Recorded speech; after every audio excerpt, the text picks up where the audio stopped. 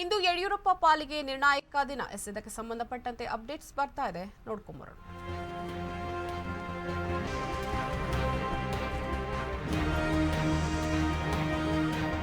ಇಂದು ಯಡಿಯೂರಪ್ಪ ಪಾಲಿಗೆ ನಿರ್ಣಾಯಕ ದಿನವಾಗಿದೆ. ಫೋಕ್ಸೋ ಪ್ರಕರಣ ಸಂಬಂಧ ಹೈಕೋರ್ಟ್ಗೆ 2 ಅರ್ಜಿಯನ್ನ ಸಲ್ಲಿಸಿದ್ದಾರೆ. ಹೈಕೋರ್ಟ್ಗೆ 2 ಅರ್ಜಿಯನ್ನ ಯಡಿಯೂರಪ್ಪ ಅವರು ಸಲ್ಲಿಸಿರುವಂತಹದ್ದು.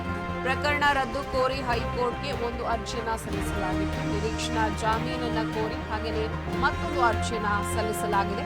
ಮಧ್ಯಾಹ್ನ ಹೈಕೋರ್ಟ್ನಲ್ಲಿ 2 ಅರ್ಜಿಯ ವಿಚಾರಣೆಯನ್ನ ನಡೆಸಲಾಗಿದೆ. ನಿರೀಕ್ಷಣಾ ಜಾಮೀನಿಗಾಗಿ ಮನವಿಯನ್ನ ವಕೀಲರು ಮಾಡಲಿದ್ದಾರೆ ಯಡಿಯೂರಪ್ಪ ಪರ. ಹಾಗೆ ವಿಚಾರಣೆಗೆ ಬರೋ ಮುನ್ನವೇ ಬಂಧನಕ್ಕೆ ಸಿಐಡಿ ಹರಸಾಹಸವನ್ನ ನಡೆಸ್ತಾ ಇದೆ.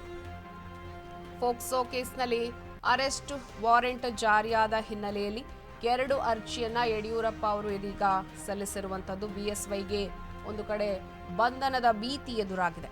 17 ವರ್ಷದ ಬಾಲಕಿ ಮೇಲೆ ಲೈಂಗಿಕ ದೌರ್ಜನ್ಯ ಎಸಗಿದ ಆರೋಪ ಎದುರಿಸ್ತಾ ಇರುವ ಮಾಜಿ ಮುಖ್ಯಮಂತ್ರಿ ಬಿಎಸ್ ಯಡಿಯೂರಪ್ಪ ಅವರ ಬಂಧನಕ್ಕೆ ಕೋರ್ಟ್ ಗುರುವಾರ ಜಾಮೀನು ರಹಿತ ವಾರೆಂಟ್ ಅನ್ನ ಹೊರಡಿಸಿದೆ. ಈ ಒಂದು ವಿಚಾರಕ್ಕೆ ಸಂಬಂಧಪಟ್ಟಂತೆ 2 ಅರ್ಜಿಗಳನ್ನ ಸಲ್ಲಿಸಲಾಗಿದೆ. ಪ್ರಮುಖವಾಗಿ ಪ್ರಕರಣವನ್ನ ರದ್ದು ಮಾಡಬೇಕು ಅನ್ನುವಂತಹ ಒಂದು ಅರ್ಜಿಯನ್ನ ಸಲ್ಲಿಸಲಾಗಿತ್ತು. ಹಾಗೆಯೇ ಮತ್ತೊಂದು ಕಡೆ ನಿರೀಕ್ಷಣಾ ಜಾಮೀನನ್ನ ಕೋರಿ ಅರ್ಜಿಯನ್ನ ಸಲ್ಲಿಸಿದ್ದಾರೆ.